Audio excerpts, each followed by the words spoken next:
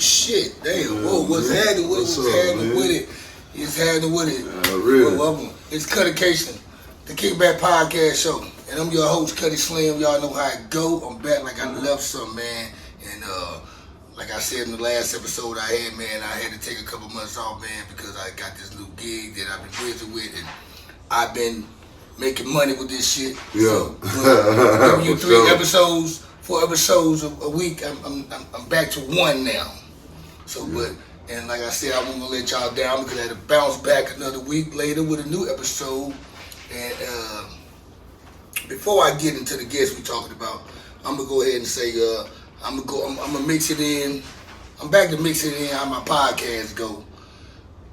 Cause not every time I'm gonna have an artist or somebody that got something to present to the public for sale or whatever. Yeah. I'm gonna start back having guests on the show that just want to speak their truth or speak how they feel about certain issues and just whatever. Talk about the gossip, whatever. Talk about your ex-marriage, your marriage in present time or whatever. So I'm mixing it back in like I did season 1. And besides that though, but not saying no artists can't be on the show. I want y'all on the show because that's what this platform is built for. Artists that's trying to make a come up. Tonight, I have a special guest for y'all, man. And before I introduce this guest, I gotta say, man, shout out to my boy Big Sack. What's up, Big Sack? Man. What's up, Sack? Shout out to Big Sack, man. Good vibes only. Yeah, man. Good vibes, positive vibes. GBO. Shout out to Puncho the Panda. Yeah, I should have wore that shirt again, but I wore it last episode. But I was like, fuck it, I don't give a damn. I'm representing. GBO. Good vibes only. Good vibes only, man. Big Sack, man.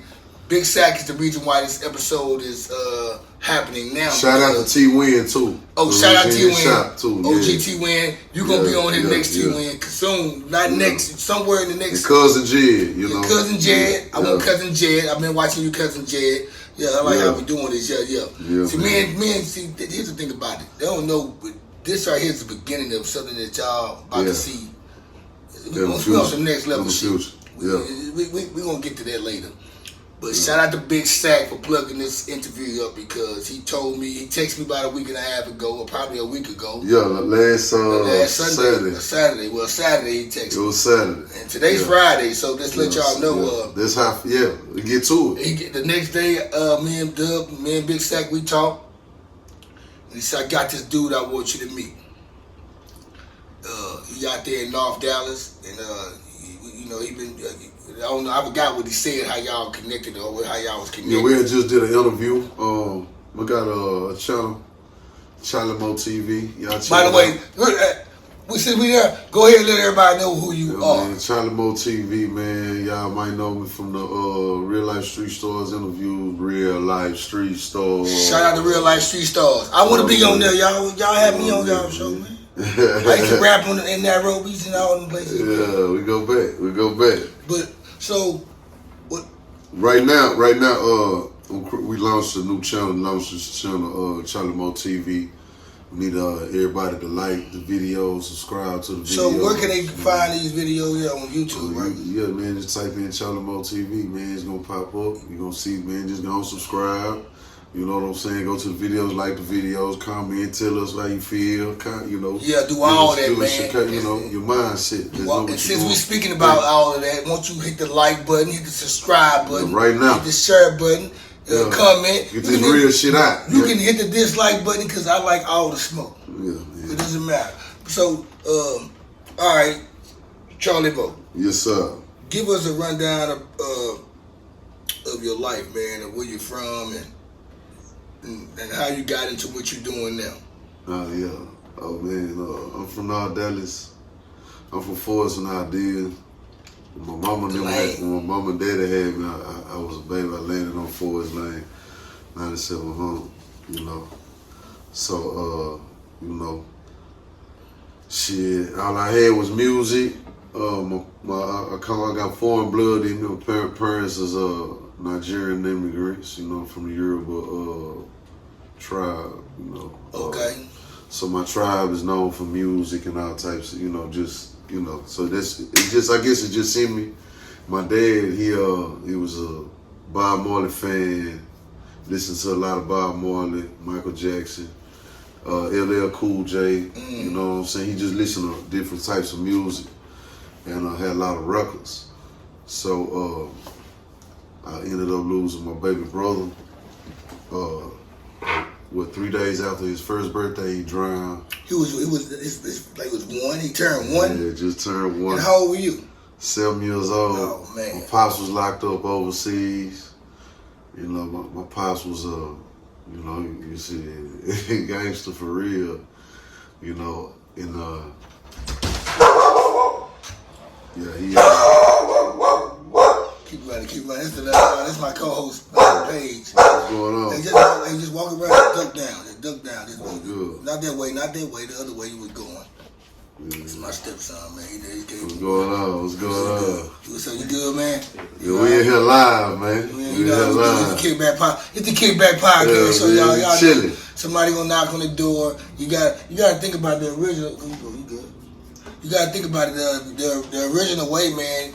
I'd be doing a podcast and somebody be knocking on the door because I used to have an audience behind the camera. Oh yeah. Which I still do, but tonight ain't that type of vibe because But we still vibing, man. We still vibing, good vibes. So yeah, man. So I lost my baby brother Michael, and then, you know, when you a kid, my kids doing now, they be, you know, trying to be nosy and shit. So I found out I had an older brother that died before I was even born. You know what I'm saying? So my life was kind of challenging, bro. You know, then my sister in a wheelchair. So, you know, mama used to have to work all the miles, pops locked up. You know, the environment, we came up out of an environment that in the 80s and in the 90s, I stayed on Forest Lane. The shit was white. It's been you're white. the original North Side. Yeah, it's a lot of people all my life. There's a lot of North Siders in Dallas that rep North Side, but they moved there when they was because it's a melting 10 pot. to 12. Yeah, it's or a 13 melting to pot. 15. Yeah, North Dallas is a melting pot. Yeah. You're gonna have sections in every city. But you're an original. Yeah, I landed here. When my mom and daddy landed in Dallas, they landed in the North. So but we stayed we moved during the course of time, and then when I was 4 years old, I remember we moved right back. We had stayed in the Cliff, and they had my brother, real life Jeff. And then I remember staying in the Cliff. We stayed on. I think every nigga that's down the stayed in Oak Cliff or Pleasant Grove. Yeah, we stayed in the hood for real. Then we stayed on Ferguson and 30. So I was out there about on 6-4. Yeah, in the roadside. You know, I remember that as a kid. I used to live on 635. They broke into the crib. I remember that as a kid. I was like 2-3 years old, I was on 635 in Ferguson. Yeah. I don't know that. Everybody that stayed over there. If you on the 635 and you in the streets, you just stayed over there. From Wood Meadow all the way down to Peavy. Yeah, Wood Meadow. Drive through liquor stores down that way off 30. Yeah, man. So okay, to bag you back though, okay, because I gotta, let me be going a little fast now. I gotta see. So you said you lost your younger brother at the age. I was 7. Yeah. Then you had an older brother. And shout out to we used to go to Hamilton Park Church. Like every nigga that's originally from North Dallas is probably from HP. Like at least shout out to Tito Pimpin. Tito Pimpin. I went to school with bro. Tito Pimpin, what's up, boy? You need to come on the show too, boy. Yeah. He got something good going. He ain't Tito Pimpin no more though. Yeah. He got something good with the kids. He got something going on, so he ain't Tito Pimpin no more. Yeah. Nairobi Tito. Yeah, Coach T. He Coach T. Coach T now. Yeah, he does a lot of good work. What I was saying, like you lost your younger brother, then you had an older brother older than you that passed away, and then your sister, she's in the wheelchair. Yeah, that's my life. And my daddy locked up overseas. All that adversity. Pops locked up overseas. Yeah, and all I had was like the thing, like, see, I was you know how some niggas be mama's boys and shit? I always looked up to my pops. Like, my pops was my hero, still is. You know what I'm saying? He can't even come back in the country. Real shit. So he's still over there? Nah, he came back and then, like, it was some more shit, like. So what country they have him in? Nah, he in Nigeria. He just can't come back over here. Yeah. He just can't come That's back the same thing would happen with my pops. Yeah. My pops, he would have. Your pops Haitian. He would have said that makes sense. Yeah. That's why Shine and other people that get my boy they get the Bangle Smurf. Yeah. Bangle Smurf, he Trinidad. Yeah. And that's why he get. Yeah. This one, I really don't even tell my life story, but that's just really what it is. But the kickback is for you can talk about your life story, all type of stuff. He lost his green. He went over there to visit. Hear it all. Went over there to visit 1 year and lost his green card. Then they were like, hell no. So how? Apparently you've been holding on very well with all the adversity, and because you don't get this old for nothing. Yeah. Then I told somebody that the other day. Then I lost my cousin, my best friend. She got killed. What year we in? He got 10 years ago. 10 years ago. Yeah. Shout out to Maintain, man. Yeah, that nigga my best friend, my everyday partner. I'm talking about it like every day. We just wild niggas. There's so many stories. Yeah, I have a lot of stories like that. I had a best friend of mine, Pat Johnson, Piznat. During that time, a lot of homies was getting knocked off, but he was the closest thing to me as a homeboy when he got killed. Yeah, that shit fucked you up. They was running tight with each other. It was just a bad time for the city and the hood at that time. That shit fucked you up. And I think it did in some kind of way with me, though, because when... Make you strong. You got to understand, he gets killed, and then a couple years later, this happened to me, which we about to get into. A situation happened to me where I'm there and then the same, but it made my whole mind go a different way. So, just to let y'all know, we got a story to tell y'all about, but before we get there, let these people know about Charlie Moe TV. Oh yeah, Charlie Moe TV. Just learn something different. You know what I'm saying? Just I want to get into some directing. You know what I'm saying? That's where it's at. Kind of run that bitch like a BET, a real BET, or NBC, a real. You know what I'm saying? Some shit like that. Want to create stars. Want to position, put people in the right position. Kind of like what me and you were talking about earlier. We not chasing celebrities. We making celebrities. Yeah. It's okay to have a celebrity or you interview or whatever, but at the same time, we try to catch the people before they take off. Just talent, just being real, just organic shit, organic. I like everything organic, authentic and shit, man. Yeah, authentic. I ain't with the Hollywood shit. So you basically like a BET, but you have a bunch of other shows under that one channel. Yeah, we just create Charlie Moe TV, but you have a bunch of shows. Yeah. That's and here's the thing now. And this is my first interview talking about it. Now keep in mind. Now there are shows that's gonna be under your channel that people can watch, but there are also people that's gonna be under your channel that also has channels as well. Yeah. So what he would do, I'm pretty sure he's gonna give you this. You probably, if you don't see it on, let's just say Cutty and Charlie Kickback Podcast Show channel, you'll see it on Charlie Moe TV, and it'll make you go. Whoever you see on Charlie Moe TV, you'll automatically go to their channel and be a subscriber. Yeah. Or tune into what they doing every now and then. All we doing is building. That's how, we build it. Shit, this how we doing. We built them fucking pyramids. You know what I'm saying? Back then. I tell everybody. Let's go and get this shit cracking, black people. Stop playing. Do it. What happened to that work ethic? All people, really. What happened to that work ethic? But, so since we on that level anyway, though, about the world, this world today, a lot of issues with Bill Cosby, he's home. Yeah, shout out to Bill Cosby. All he did was he was just enjoying life in a period of his life. You know what I'm saying? They got high together or whatever. They talking about the track girl, Shakara Richardson. She got caught smoking weed. Yeah.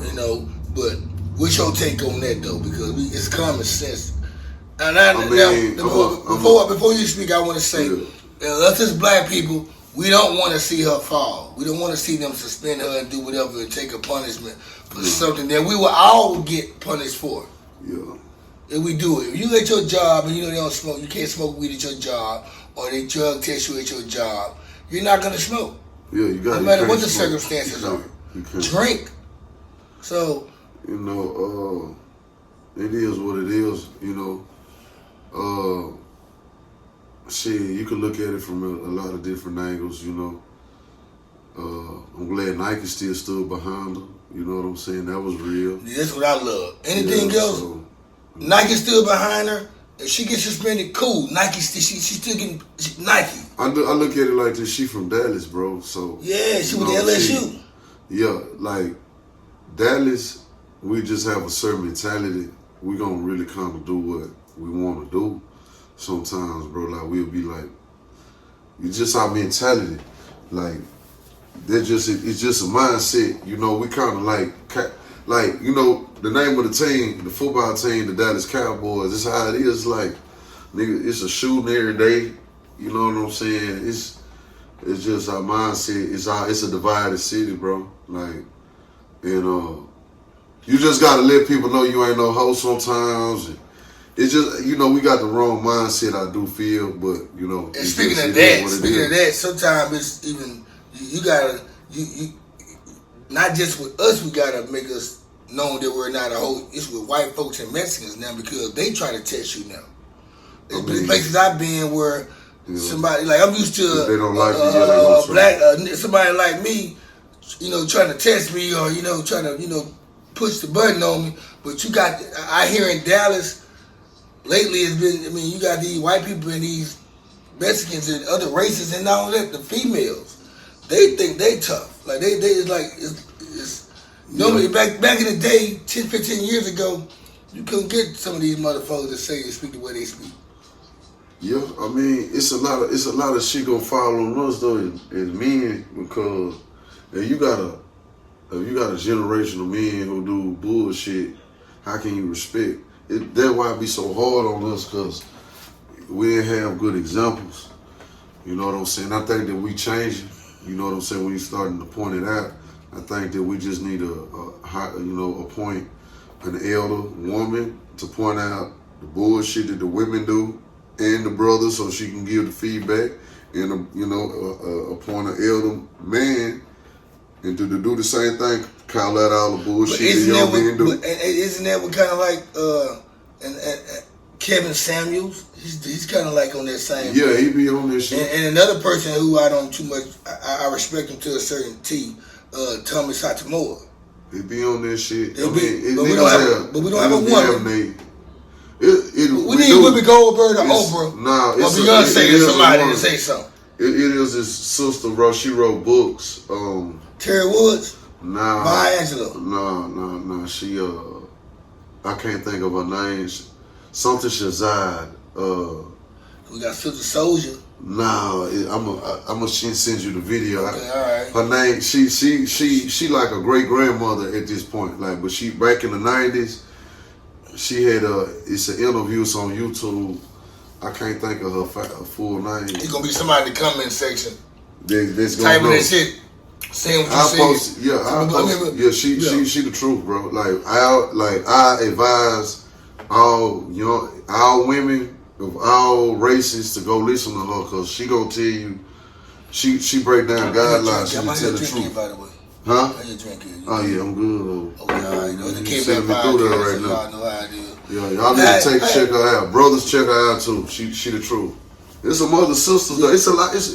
We got leaders that it's just they not being promoted. And see, this information that you don't see people share on Facebook and tag 1,000 people on, and because they feel like people like to promote drama and mess because they get a better reaction off promoting something that's positive. And I mean, these people he talking about, I'm pretty sure when he send me the link, I'm gonna tune in to him because it's just me. There's some sisters on Facebook be making videos saying some real shit to us. Yeah, shout out to them. Man, we gotta sharpen ourselves. We gotta get better. That's all I feel. How you feeling on the Kickback Podcast? I'm loving it, man. We chilling, man. Got a big steak. Shrimp to take the baby. He get a steak, y'all. Yeah, man. Everybody, I say that I ain't gonna eat it right now. I'm gonna enjoy that motherfucker when I get home. You know what I'm saying? Yeah. So, here's the thing, y'all. We're finna get to the nitty gritty of the show. Yeah. How should I start this? You want me to tell the story? Let me just lead off, cause so shout out to Big Sack once again. Yeah, I'm gonna tell you my. I'm gonna give you the dialogue, which is a little break part of it, and we're gonna go. Yeah, we're gonna connect. We're gonna connect. This shit strolls, y'all. Y'all gotta hear this shit. So Big Sack connected us, and we spoke with each other. We had our conversation, and we started reminiscing about days back in Deep Elum, performing at Nairobi's and Tomcats and Palm Beach, wherever we was at. He brought up Coon. That's what did it. Coon Delaney, rest in peace, Coon Delaney. Man. And by the way, since we talking about Coon, it's a legend. Coon is a startup for a lot of niggas in Dallas, man, that's making music or made music or got like I'm pretty sure these young rappers that's rapping now, they OGs was going to Coon shows. Yeah, Coon. I think Coon probably whatever was in Coon was in. Coon should be recognized around Dallas just like They should have a mural. Like you should. Like Baby, Hollywood Baby. They should have a mural. Hollywood Baby is not even from Dallas, but people know about Baby out here. People need to know about Coon the same way. Yeah, Coon is he's a staple. And rest in peace, Coon Delaney. Yeah. Coon. I think we took some things out of his playbook and didn't even know it, realized it. And he said it right. Yeah. But Coon was doing what a lot of motherfuckers are doing now. He just did it at the clubs. Yeah. And he was out there every night doing it, man. And it was nights where he probably had about 10 acts performing and probably about 30 people watching. Perform, yeah. And, sometimes it was more than that. But Coon was faithful to that shit. And guess what? Nights we weren't performing, we were there because we was faithful to what Coon brought to us. Yeah, Coon. We ain't had no. When I moved down here in 04, whatever, I ain't had nowhere to go too much. I ain't know where they had Club Blue, Club Life right here, and some other shit, and strip clubs. Jumping. But I loved going to Deep Elum when I came down there. Yeah, Deep Elum was live. I used to love on Fridays and Saturdays. I loved 03, 04, 05, 06, all the way to the end. I think it slowed down after that, but back in 03, 04, 05, that shit was wild. That shit was wild. Thumping. Which we about to go back to now. So, Coon, Big Sack plugged this episode up, and me and Charlie Moe went to talk on the phone, and turned out we was in the same places at the same time. Yeah. And then Charlie Moe said, man, I remember one night, man, crazy night, man, we up in that bitch, man, and we just get into it with the niggas, man, and all I remember is this one big dude laying in the middle of the street. And I said, Charlie Moe, that was us y'all was fighting. Yeah. That was my cousin Stan Lowe. Shout out to Stan Lowe, my cousin. That was him laying in the... Because when I seen Stan Lowe get in the middle of the street, it was about 6 or 7 niggas kicking him. Because they took that many niggas to fight that big nigga. Yeah. So, reason why I got this scar on my neck right here, my ear got sliced up. I got another mark right here. My head got stapled back together. Reason why I got these marks, and reason why Charlie Moe has... I got a scar right here. He been bald ever since. No, I ain't been bald ever since. Hell no. But I just cut my shit off last year, but it got reason why we got these scars because we was on the opposing ends of the big war that went on. This shit was wild, man. Big fight. So I remember. Tell me your side. But shit, we was just on stage and like, shout out to Creeper too, man. Shout out to Creeper, man. Yeah. Shout out to Creeper, Daddy. Shout out to Creeper, This shit, I'm gonna tell a full story. Tell it right. I'm gonna come out here and tell my side of the video. Like, Creeper was he was real close with Coon. Yeah. So what started happening is niggas started really coming in with some talent, but Creeper was like the man at the time. Yeah, he was. Like that nigga probably performed twice or some shit. You know what I'm saying? He did. Yeah, like Creepy was like the star of the show. So if you came in there, keep talking for me another drink. The Kickback Podcast show. Hit the subscribe button. So if you came up in there and was still in the show, you know, of course, at that age, nigga ain't gonna like it. So it was a little friction with bro. You know what I'm saying? See, my cousin Rook and them, Fast Money and them niggas like to wear red a lot, you know. And them niggas wasn't on no banging shit. And I remember that night, a lot of the niggas, like me and bro and them men seen each other, chopped it up. They had some 318 hats. And we was like, shit, I was like, shit, I fuck with the boo. So we were chopping it up like a motherfucker. And we at that time we was the Decker Boys. And so for my, you know, me, I be chilling. We used to be in that whole kind of deep. So you know, certain niggas, they gonna kind of come in there with their complex, like, you know, probably popping that shit because we so deep. I wasn't on none of that shit, you know, I be chilling. So we was on stage. Next thing I know, I see Rook. It's a nigga that had a cowboy jersey. I think he had his hair, like some long hair, but it was kind of, back then niggas y'all had that shit lazy. Drake had his hair braided up. Yeah, with my boy Drake, Hardy Boy, Long Beach. He had his hair braided up in the back. So all I remember, C-Nav and French was performing. Shout out to T-Ball, he was there.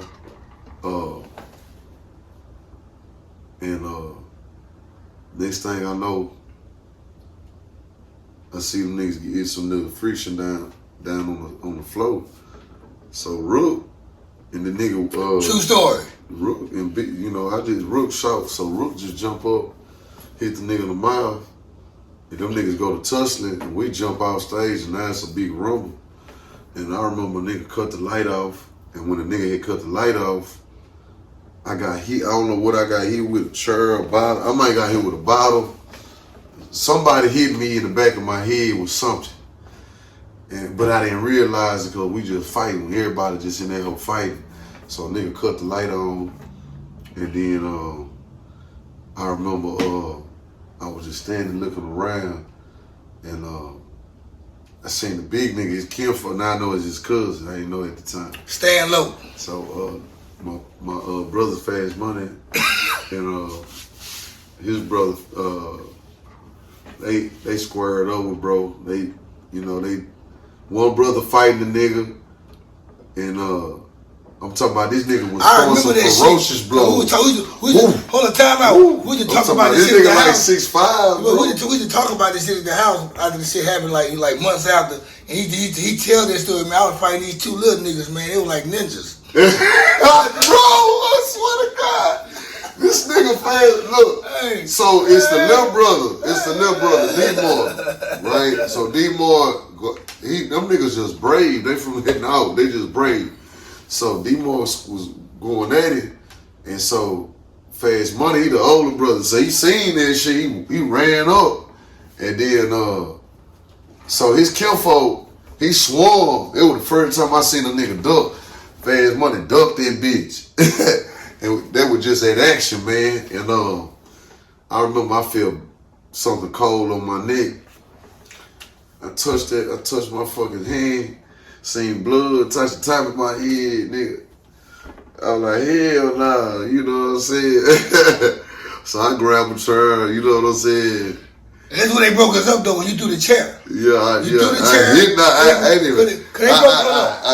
so mad, I was angry. I ain't know who. I was upset, bro. I got a fucking cut on my head. So you throw the chair, cause they broke us up and they cut the light back on. Yeah, and then it turned out they had all y'all. If you ain't got no love for him, get out. That shit was funny as fuck. We laughing right now. That nigga on the stage, I think it was cool, bro. It had to be cool. If you ain't got no love for him, get out. They didn't even know that was us because Coon, the dudes that I was in the clique with, Drake and Tux, they Coon homeboy. They part of the Coon clique. Yeah. They ended up clicking with us. So I'm gonna get to the story on my end now. You threw when they cut the lights on, you threw that chair because you got cut. You threw the chair. Shit. When you threw that chair, they kicked y'all out. Yeah, they kicked. They put us out. And that's when Stan had my cousin Stan followed y'all out. So I'm gonna go to the beginning of the Yeah. Let's go to the beginning of the night. Yeah. I'm gonna tell y'all the whole. Cause I'm gonna tell you from my point of view because I was watching. I was gonna stand by the whole time because I just knew how niggas are. And when we first got there, we got there early around by like 9:30 or 10. It was doing it was Super Bowl Sunday. Super Bowl Sunday, bro. Slim Thug was performing down the street at Club Blue downtown. Yeah, Club Blue was jumping. We left the house at halftime and we made it to Tomcats right when the third quarter started. Yeah. So we there with my girl at the time, which is my oldest daughter's mom, and her friends. So it was like 5-6 females with us. They got to go to school. They got class at Arlington. UT, whatever. TW. Yeah, whatever it is. They got class at some Brookhaven. And we there with them, and it's me, Drake, Stan, Logan, my cousin, and Tuxedo Max, and some white boy Tux brought with him. Yeah. We there, we drank, and our entourage, we was about 20 deep at the crib on Skillman and Adagio Palms.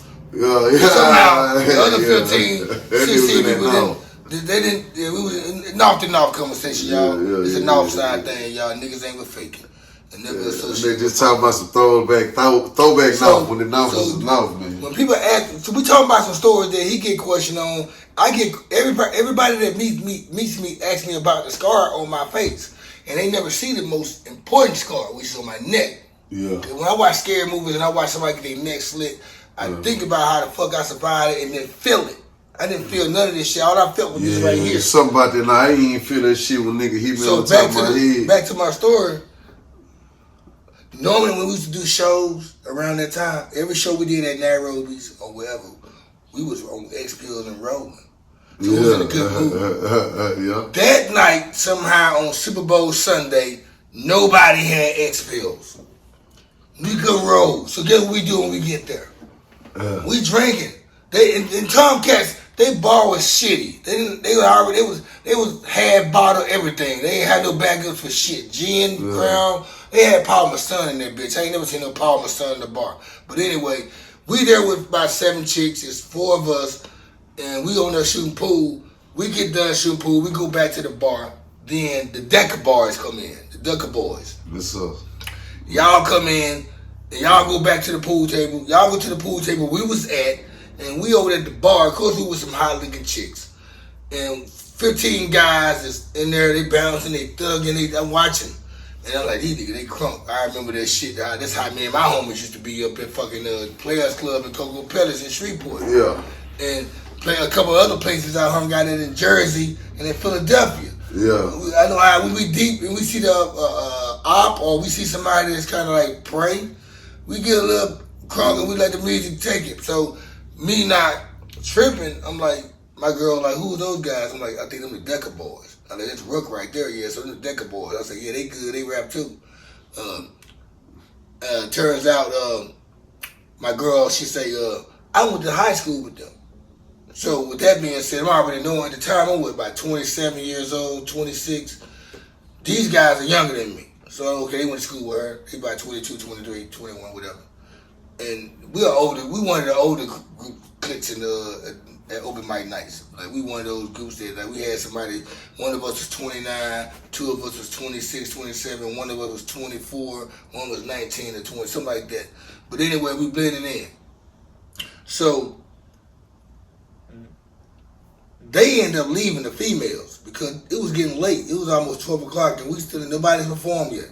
Yeah. And that night right there, Coon promised us to go early. We can go early that night while the crowd thick. And that night it was a thick crowd because it was Pittsburgh and Seattle playing in the Super Bowl. Jerome Bettis' last game in his hometown in Detroit. I remember that night like it ain't nothing. And I know you do too because it's monumental. Yeah, it is. Normally when we was about the third act that went on. And I mean, we're not gonna lie, y'all. Normally when we do shows, previous times we did shows, when we got off the stage, we probably have another round, and we already had the chicks lined up. We was taken back to the north side from downtown, and we leave. We never watched the rappers after us. Cause we always went like number 8 anyway. Yeah. So we at least watched 7 acts, and it's about 7 acts. We ain't finna stay there long. I'm drunk, I'm killing. I'm trying to move on. So that night we decided we was gonna chill anyway. Yeah. We ain't on no XPL, we on alcohol, we drunk. So we go number 3, and when I'm getting off stage, the nigga from Monroe who was hosting the show with the 3-1 they had on, black 3-1 they had on. I had a blue 3-1 they had on. He had the black one, the Monroe nigga. He said, Cutty, I know y'all finna leave, man. Don't leave, man. Support everybody. You just said that shit the last show, man, that we need to start. I did say we need to start sticking around and supporting everybody, y'all. Yeah. You gotta go, you gotta go. Too, though. You gotta everybody go. Watch everybody. So when I told him, I said, and I just talked, me and him just talked to you in the bathroom. Yeah. Like 40 minutes before that. The other nigga from Monroe, I think. Yeah, he had the black 318 on. Yeah, I had the blue one on. Y'all niggas stood out to me. Yeah. Because y'all had it was on the side of their head. On our hats. You had one nigga had a black one nigga had like a Carolina blue one. And that was me with the Carolina blue. Yeah. I had the Carolina blue on. I still remember this shit. Yeah, because I had the plaid button down to match it. Yeah. I could envision that shit. So, that nigga said that plaid. So button down. So when he tells me that, I said, say, cuz, we chilling tonight. We ain't going nowhere. We had to show everybody love. Matter of fact, when we went on stage, I gave a shout. I said, shout out to the Decker Boys. Look, I see y'all. I gave a shout out to the Decker Boys when we went on stage. I remember this. So that's how I end on stage with y'all when y'all went up like number 5 or 6. Rook told me to come on stage with y'all. I remember. So when I get on stage, I wasn't standing up like y'all. I sit down because, I'm tired. Yeah. I got a headache, but I'm drinking.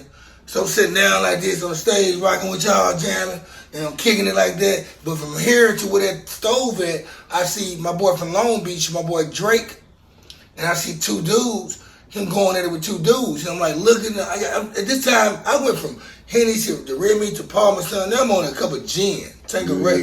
I'm on gin now. So I'm looking, I got a cup of gin in my hand. I remember that shit. It was some white liquor.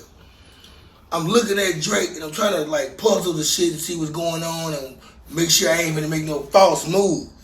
They might be. So when I seen it was serious, then when I set my drink down and jumped off the stage and walked straight down there. The meantime, y'all still performing and y'all looking at me confront these dudes instead of to my boy, not knowing that these part of y'all entourage. So while y'all on stage, y'all rocking and looking at me. Rook jumped down stage. And Rook said, he came down there, Rook, I would say it again, Rook quoted this, Cutty, what's going on, man? Because we was hard heads in the club. We was the ones people, we was the bad guys at the shows, like the lottery crew. Rook came down there and said, Cutty, man, what y'all doing, man? I said, man, these niggas, man, stepped in my homeboy shoes, man, and they don't want to say excuse me and sorry, man. They think it's funny. He had a pair of all white New Balance on. They weren't fresh like these right here, though. Yeah. But he had a pair of all whites on. Any pair of all whites are fresh to me. And I remember he bought them the day before or the same day, and he was proud of wearing them. And niggas stepped on these shoes, and they took them as a joke.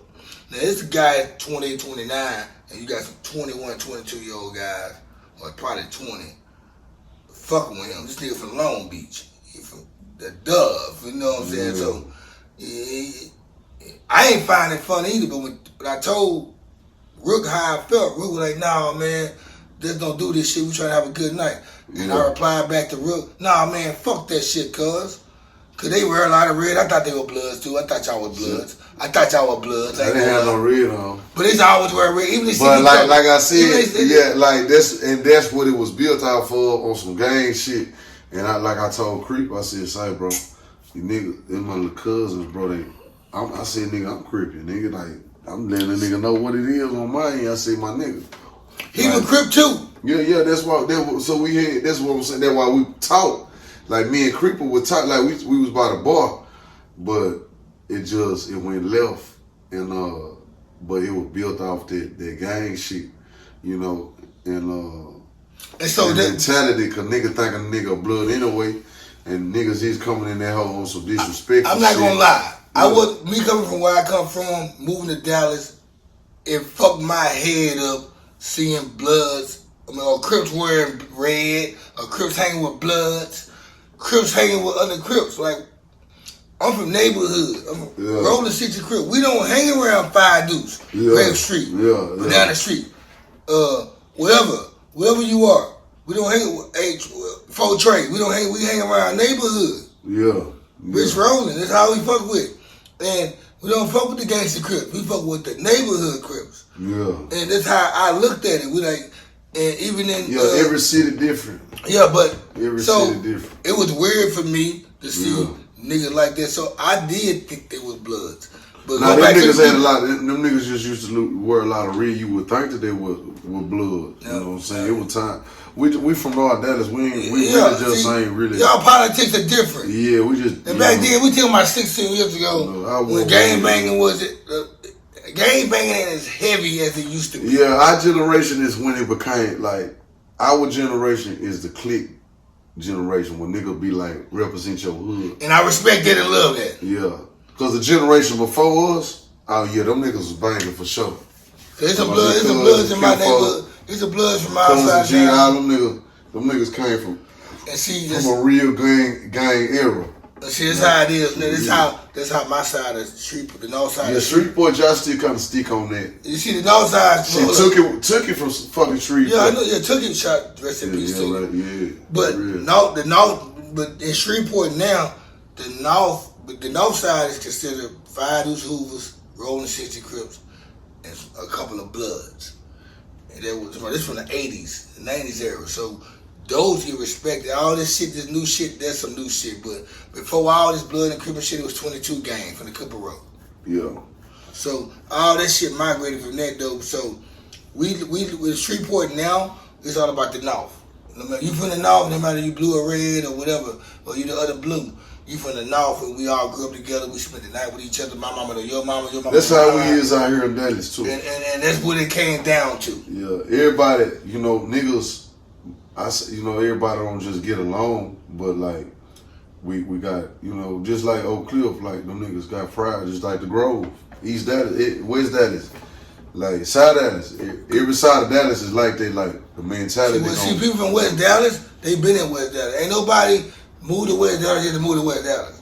People that's in West Dallas, they from West Dallas. People that's in Oak Cliff are from Oak Cliff. South Dallas, they are from South Dallas. In Pleasant Grove, they from Pleasant Grove. You might go there and stay a couple of a month, lease, 12-month lease, 6-month lease, but you back to where you come from. But in North Dallas, you have a melting pot of people from different states and countries, different countries.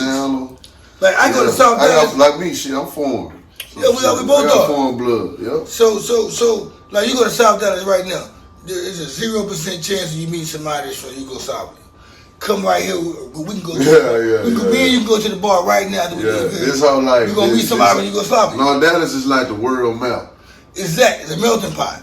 You're gonna see Asians, but it's Ethiopian, but it's the oldest gangster. You got a lot of pimping up here. Yeah, you gotta understand. North Dallas has all the restaurants, all the nice restaurants. Sometimes all the strip clubs, and all the clubs.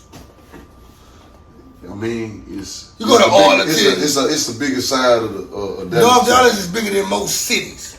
Yeah. North Dallas is bigger than any city in Louisiana. Like right now, we in the north. We not we in the north. We in far North Dallas. We in Addison. We in North Dallas, then they turn to Addison right there. As soon as I get if I go this way, I'm in Northeast Dallas. If I go that way, if I hit by Webb Chapel, I'm in Northwest Dallas. No, and then you far north. Yeah, we in the summer right now. Oh yeah, right now. You far north that way, and then it's Addison all right here. Like if I go the next street up, if I go over that way, it's Addison. It's That's why I tell people like I live in Addison. It's a spot you can take take it later on the day. Yeah. For real. Comedy club right here on That's why I tell them, the Improv. Yeah, Improv. I tell everybody, I live in Addison because my address is Dallas though. Yeah. But I'm far North Dallas. Yeah. But I lived in North Dallas when I first came here though. I've been in Adagio Palm. I'm the reason why Adagio Palm had police on horses back in 04 and 05. Yeah. I used to flood that bitch, man. Like Jeezy made me hustle hard. Yeah. I would do like everybody like I think about how my life would have been if I would have stayed right there and never moved to Addison. Man. But when I moved to Addison made me. I graduated to a whole different level. And my partner Dre from Monroe was the first time I ever went to Addison, he had stayed out here, and man, it's just you upgrade. in life. And when you upgrade, you know, it's a different environment. Moving here made me forget that incident. Yeah. Because I had to live with this Charlie, shit. Charlie, check this out, Charlie. There are plenty of times I used to be a hustler. I used to sell cocaine. I used to sell weed and X pills. I never knew I was selling to the nigga that did this to me. I was in TDC. I did 2 on the 4. I never knew the nigga I was. I talked to a lot of niggas from North Dallas. Yeah. A nigga that asked me what happened to my face or whatever. I never knew that I'm talking to the nigga that was with the team that did this. I never knew that. But I knew one day that I said, I put this behind me and said, fuck it.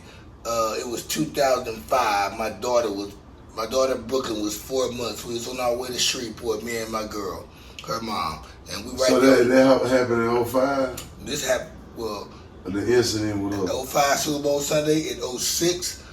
In 06? Yeah, my daughter 15 years old. That makes sense. In 06, reason why I ain't died because I had a daughter on the way. What would I say? This is my... Is that your oldest child? 15. She'll be 16 next February. Mine will be 16. Henry's niece. This is crazy because my daughter, my baby mama was pregnant with my oldest then because my daughter 15. You want to hear the story? She turned 16 in December. So you want to hear the story? 2006, May. I'm in the Dodgeville Palms, Farrell's Crossing right there, Skillman. Yeah. We're on our way to Shreveport. Me, my daughter's mom, and my daughter. She probably about, 4 or 5 months at the time. Her first time going to Shreveport to meet her grandparents and other extended family. We stopped by the gas station right there on Royal and Skillman.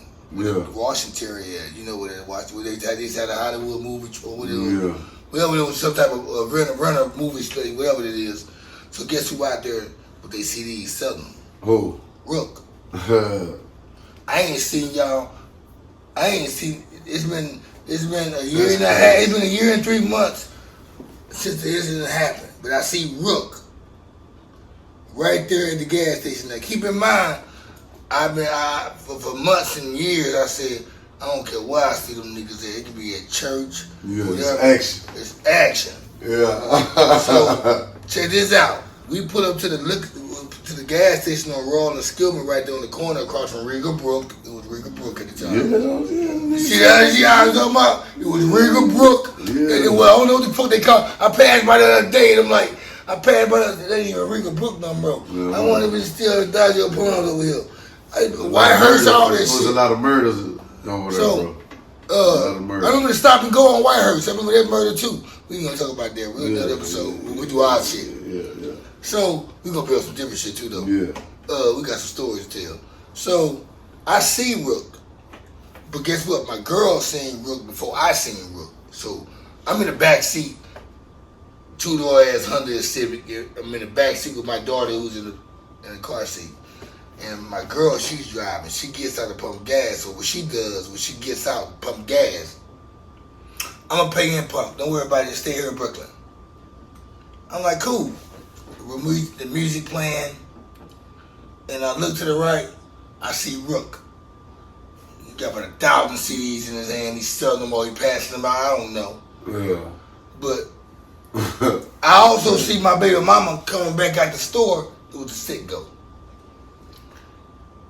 Fast as a motherfucker to pump the gas or whatever. And as she's coming to the car, I'm about to get out. And she's like, no, don't do that. She knew that was Rook. She spotted Rook too. Yeah. She knew it was Rook. Yeah. She remembered that night more than anybody. Yeah. She stayed in the hospital with me for 3-4 nights. She knew who the niggas was. She watched the detectives come in there and ask me who did it, and I never told them. We watched it. You heard it. That shit was on the news. Like, she was on the news. And what? And it's still on the news. The news, when I watched it on the news, the nurses or whoever the fuck they are, they was in there, whoever the fuck they were doing to me, they were in that bitch, and I started laughing. They were like, why you laughing? I said, they talking about me. They said, oh, you lying? I'm like, yes, they talking about me. And they tried to blame it on a pimp. 12 bitches that did all the commotion. Allegedly. Shout out to T-Baller, man. Shout out to T-Baller, man. Hey, man, look, I remember we was on Ferguson 635. We seen that shit on the news, and yeah, that shit was ugly, man. I'm just gonna say, I say Cole, and Cole didn't rat. You know, this nigga didn't rat. And that shit was on the news though, man. It was on the news. I'm white. They showed it on the news twice. Yeah. So I was in Baylor Hospital on 5th Street downtown. They and I'm in there, and the black chicks up in there. There's some black chicks in there, right? And they nurtured me, and I'm like, why you laughing? I'm like, they talking about me. They're like, are you crazy? I said, listen. So we sitting there listening. They watching me. They say, there it is, you. I said, that ain't even what happened though. But then guess what? Let's show you how the media, before social media, before Facebook and Instagram and all that other bullshit, the media been fucking up in line. Yeah, they'll remix the story. And yeah, I do the real story. They try to blame the shit on Bob. I remember Bob was outside. Bob told him, "Bitch, shut up, get in the car." They said a pimp that. They said a guy. Man. They said it was two guys. It was a big fight in Deep Elum last night in such and such called Commerce in Deep Elum at Tomcat. Turns out 2 guys was injured, and they said no. They said 4 guys. They said 4 guys was injured. 2 was stabbed, and the other one was severely injured. I said, I'm the only one stabbed. I'm the only one. I'm the only one. Me and you the only one. Me and you the only one that took any type of blood in my but see, I wasn't on the news because let me tell you how I did it. I'm gonna tell you now. They weren't talking about me because this is what I did. They tried to blame on the pimp. They said the pimp did it and ran. But they did say it was 2 niggas that got stabbed. He stirred over his limousine. Yeah, they did say that. Because they do that. That's how they gonna blast. Cub was scared. That's why he was scared. He left like that because he's afraid his chick's gonna get fucked up. Yeah, man. He was protecting his money. That's a true story. Now, see what I did. I ain't gonna say the hospital I went to, but I went to this hospital in the hood, and so they was like, they gonna kind of the doctors. I said, man, I made up a story. Let me just say that. I made up a story, and then so it won't be, you know what I mean? I just knew that night was kind of gruesome. It was bad, bro. It was a bad ass fight. So I just came up with some kind of story, and I got staples on my head and shit. After those staples, I try to stay fresh back then with a fade. So shit, a week after getting my staples, shit. That shit I ain't feel that shit. I ain't feel that shit at all. But I got a fade like a week later. And she kept it moving, man. Nigga went back to the hospital, they took the fucking staples out. And shit. I'm here today to tell the story. So,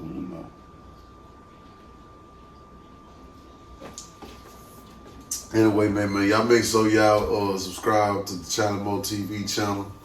Y'all make sure y'all do that. Subscribe to him, baby. Also, subscribe to Cutty channel right now. So, hey, get what? Matter of fact, me and him, we finna do some shit that's real crazy. But before we get to that part, to finish out the story, when he got hit in the head with that, when he threw the chair, they kicked him out.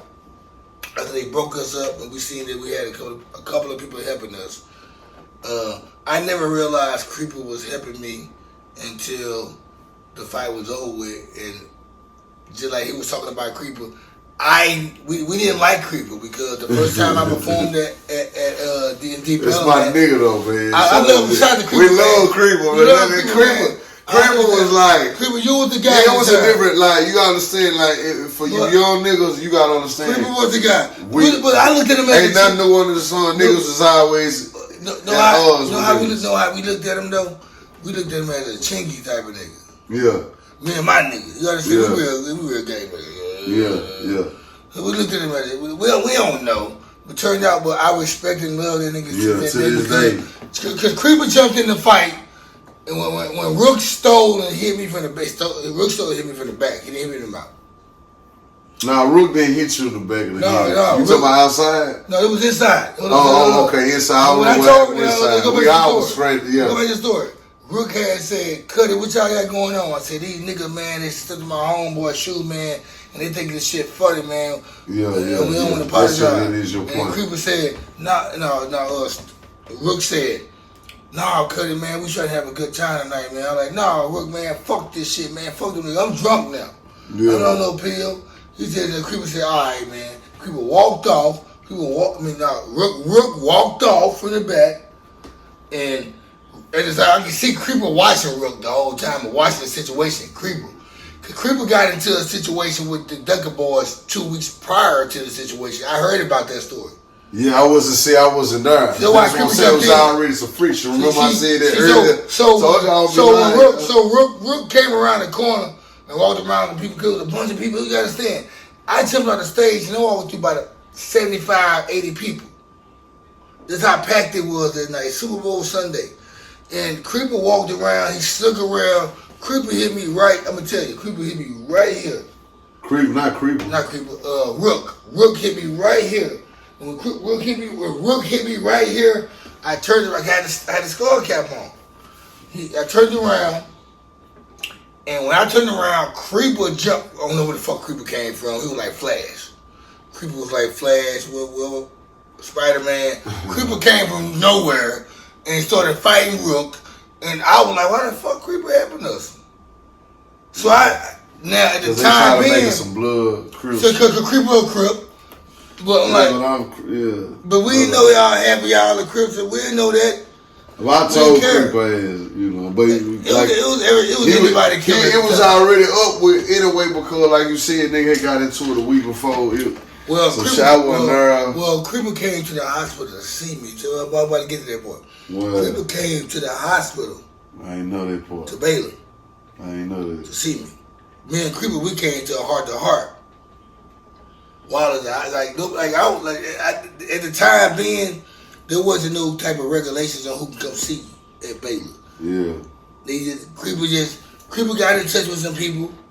Cause I paid respect to Creeper. I said, I shot at Creeper for helping us fight. And we don't know why Creeper helped us. But somebody told me, and then Creeper came and told me at the hospital. Creeper said, man, I got into it with these niggas 2 weeks ago, man, blah, blah, blah, behind this shit right here, man, them nigga blood. So that's how I looked at it. So, when that happened, I'm in the hospital wrapped up like a mummy. I looked like the seed of Chucky for a long time. But until some chick told me, I think it's hot, I said, fuck it. I love it. But people asking about the story. So Creeper, now check this out right here. Creeper, when he told me that, I'm like, damn, that shit crazy. I like that. They gave me a welcome back party, right, to Tomcats 4 months later once I healed up. Probably about 5 or 6 months later. And the Creeper was there, and it was all good and all gravy. But the thing about when y'all got kicked out and Stan had to walk outside, me as his cousin, I had to go outside with him. And you got the bartenders, the club owner, and coon, like, Cutty, don't go out there, y'all come back in there. No. I remember it being about at least 12 or 15 of y'all niggas in the club. We walked outside, nigga. I felt like Michelangelo against a foot soldier. On 10 a.m. Ninja Turtle movie. There was 30 of y'all niggas. I'm like, these niggas deep. But a lot of niggas don't know this side of me. Like, they just don't. You know what I'm saying? But the moral of the story is, guess what? It's 16 years ago. Yeah. And look where we at now. Right here. And how we talk about it. Right to let people know man. that forgiveness, like T. You don't live this long. Forgiveness, man. Yeah, you got. If your parents, if you feel if you feel some type of way about your parents, you're not gonna evolve or resolve on the situation unless you forgive. And that's with anybody. You still going on past relationships and situations that got you still hunted right now, that makes it that takes you to another place. When you hear about it, you need to get some help or you need to, I don't know. But it only took, now check this out. I almost lost my life twice in life. I got hit in the kidney, back here, war wounds. I got this on my neck. All this shit took it, like people trip out when they say all that took place at one time. I'm like, yeah, staples, stitches and staples, staple, stitches, stitches, stitches.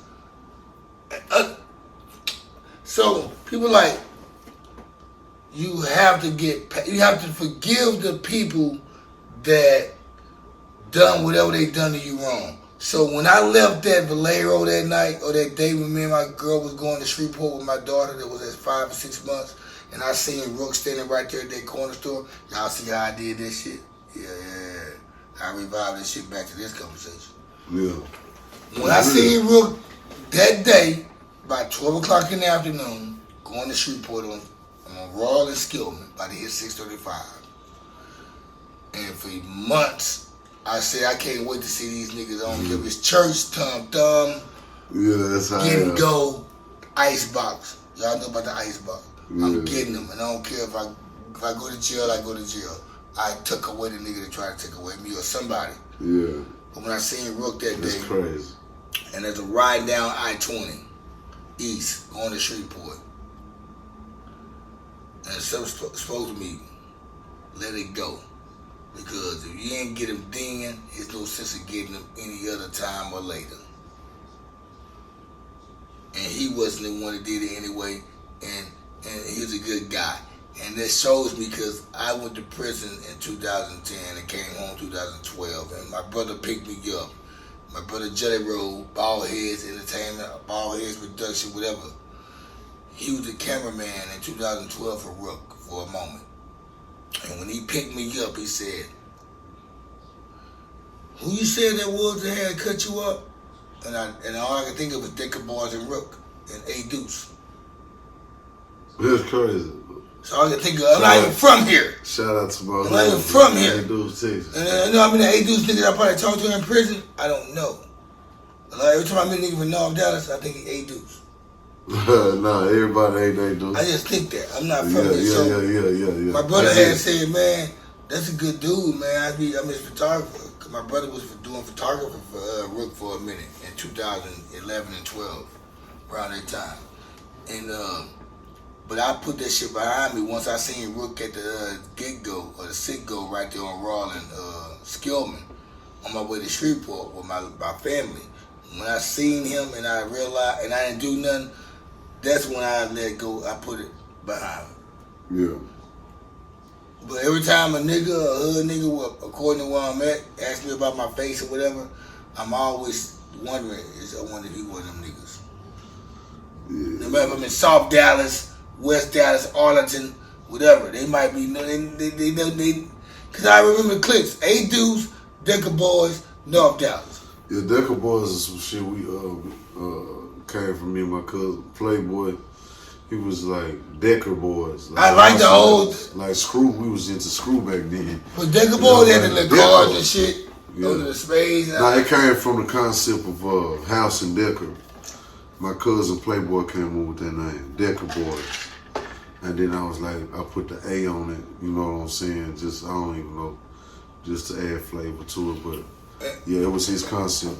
Shout out to Texas Playboy. Hey, do Texas. For real. And there y'all have it, man. Y'all actually, for years, man, I had people ask me whatever happened to my face. And they only see the side of my face. They don't even see the other scars and shit until I introduce them to it. And I finally tell them the story. But I also, this episode is more about, it's about Charlie Moe TV, but it's also more about, too, man. For it's real. about how we met each other and we linked up. And we come from a situation that happened with each other. He went to sleep many a nights wondering who did that to him. I went to sleep many a nights wondering who did this to me. Yeah. And we finally, this episode, the moral of this story, this episode is that we made it this old. I'm in my 40s, he's in his late 30s. Yeah. And we overcame that shit. Yeah, and we was really out there. We was, just before social media, we was out there. We were two niggas trying to kill each other on opposing teams. Yeah, we both looked at the end of the night. I'm gonna just say the night ended, and we both stared at each other. Yep. And we both looked at each other in the eye. Because we was looking at each other. You know what? Another thing, cause we weren't tripping on each other at first. I'm gonna tell you know what? I remember that night though because we both looked at each other. We made each other in the bathroom. We chopped it up, but we seen each other outside. Man, nigga don't want to fight you. I don't want to fight you. When we do it that time, we looked at each other and were like, damn, I just talked to cuz. Yeah, that's exactly what it was. And I ain't seen that nigga that night until I pulled up on him. A couple days ago. A couple days ago. With Damn D. Yeah. Damn D. Love me. Yeah. Right. NFL boys. Yeah. They used to have the city rocking back in the day. But we're going to get back. There's going to be another story. It's all about my boy right now, man. Man, it's about us, man. And it's gonna be about a lot of us from now on out. So this is not a last. It's a to be continued thing right here with us. Oh yeah, it's gonna keep going, man. We just giving y'all the story, man, about something that happened, tragic, kind of. A couple of lives could have been taken away. She made the news. It made the news. It made the news. I'm gonna try to find. And the detectives came to my room. That's 2 days straight and I lied to him. I didn't lie.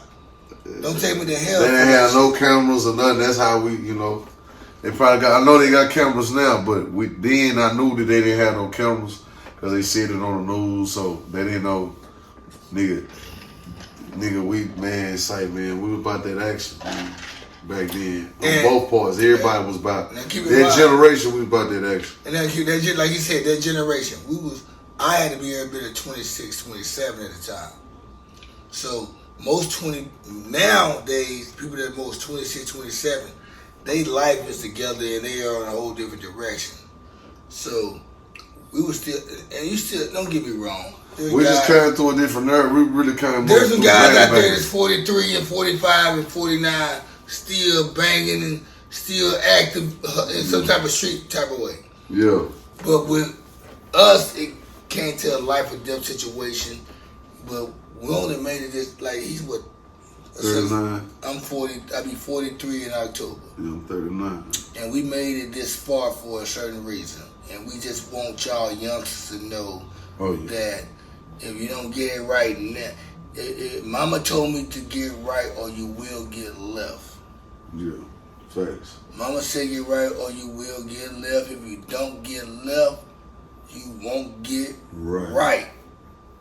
So, we're going to finish up with that part. We're in the last part of our show, of my show, I should say. I'm saying our because I'm already trying to have my neck in this bitch. I had to catch myself. That's going to be his decision. That's going to be his decision. That will be his decision. Because I know what me and him could compromise together would be another. It'll be a better outlet. We're gonna have some for Dallas artists or Dallas entrepreneurs. We're gonna have some in the future, bro. We're not gonna be a bougie and picky. Nah, we're for the city. We're for the home team. I'm gonna play point guard. I'm gonna throw a lot of alley hoops. Yeah. Like you might be 0 points. I'm gonna throw you 13. Yeah. Other places not gonna do that for you. Yeah. But as of right now, though, I gotta turn to Petty Kruger. Yeah. My cousin is Freddy Krueger. I'm Petty Kruger. You worry about him in your nightmares. You worry about me in your daydreams. Yeah. I'm Petty Kruger. Yeah. I fuck with you while you're awake. Yeah. So right now it's the scram bitch award. We about to put y'all in the scramblings. Yeah. Baby, you got the scram bitch award? Baby. She does. She has a lot of baby. You got a scram bitch award? You went through an alley hoop? No, I don't. Okay.